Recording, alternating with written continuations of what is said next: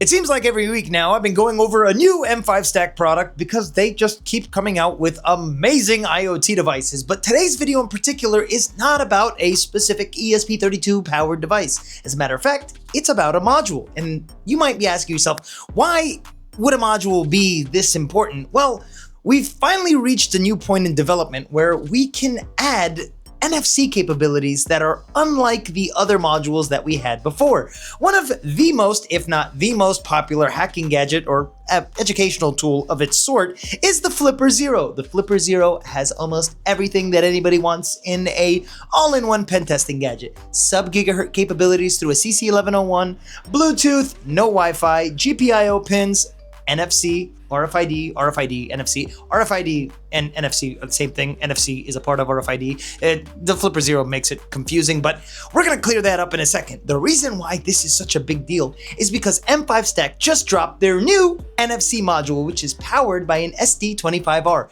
which is the same NFC module that's used inside the Flipper Zero. Now, you also might be wondering, why would this even matter, man? Well, the reason why that is because now we can basically add custom firmware and capabilities to a Cardputer or a Stick S3 or an M5Stack Core series, whatever core series you want, and give it the NFC capabilities of a Flipper Zero. To me, that's kind of exciting. Now, M5Stack also recently announced with the release of their Cardputer Zero Kickstarter, their CC1101 NFC hat for the Cardputer Zero and Cardputer ADV.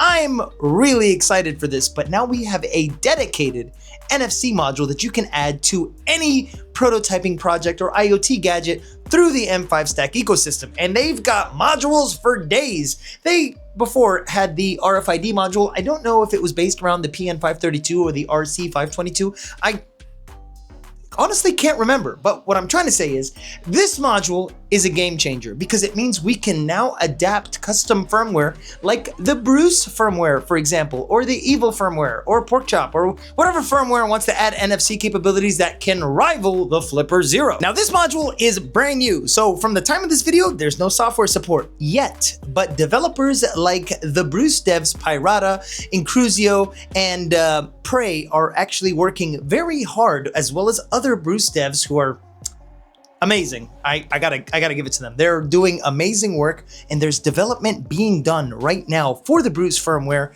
that's gonna kind of change the way we use Bruce. And we have RFID on Bruce. Don't get me wrong, you can scan low frequency and certain high frequency tags with a Chameleon, for example. There's been Chameleon Link for quite some time, but this is different. We get to expand on the existing ecosystem of certain custom firmware and give it the capabilities of possibly adding dictionary attacks or being able to read, write, and most importantly, be able to emulate RFID tags, just like the Flipper Zero. Now I'm gonna show you guys what the module looks like, and it looks like almost every single module that you could find in M5Stack's catalog. Their modules are almost all the same size, they're all LEGO compatible, and they don't just work for M5Stack devices.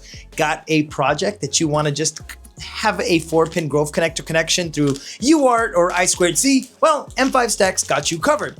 But I think the thing that I'm most excited for is the CC1101 NFC cap that they launched with their Cardputer Zero Kickstarter. And the reason why I say that is because 4 pins on an ST25R, a lot of people have been skeptical, but luckily the sponsor of today's video has upgrades to actually make this a lot more powerful. MidwestGadgets.org has sponsored this channel from the very beginning, and they've got NFC upgrades for almost every NFC reader and writer. They've got repeaters that are actually like really big, but they also got sticker repeaters that you can attach to any NFC device. And I think that they will really come in handy with this NFC module in particular because, well, it's small and that doesn't necessarily mean bad, but if it doesn't emulate or read and write the way we absolutely we needed to, we can upgrade the existing reader. That way we get a lot better performance. And they've got upgrades for the Flipper Zero, the Proxmark, your phone, you name it, you can find it at midwestgadgets.org. So the unit NFC comes in this little baggie right here. I like how they've changed their labeling and their packaging. It looks really nice.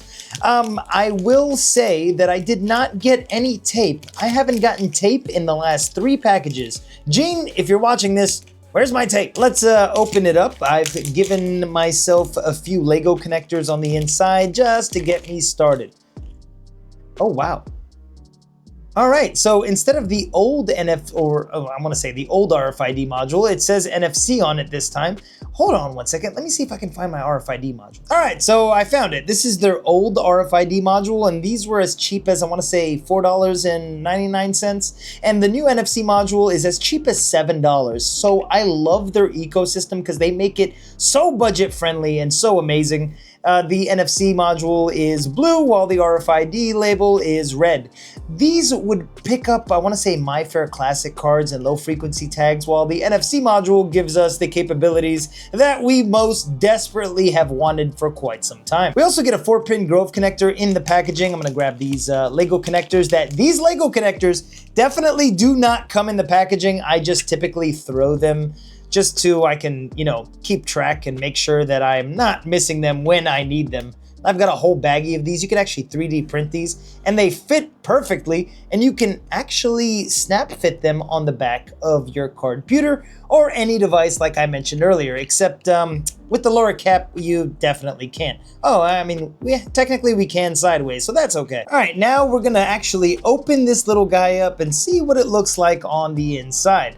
Oh, I definitely got that one stuck there. Give me a second. There we go.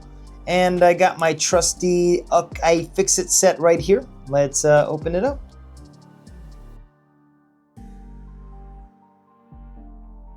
So the antenna is incredibly small, and from the time of this video, we can't necessarily test this just yet, but give me like 2 weeks and I'll have an update for you guys, because this is simply amazing.